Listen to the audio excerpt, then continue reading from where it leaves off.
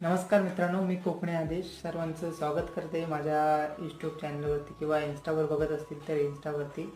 तर खूप दिवस झाले ब्लॉग्स पण टाकले नाहीत आणि व्हिडिओ पण टाकले नाहीत. काही अडचण होते त्यामुळे काही टाकू शकलो नाही.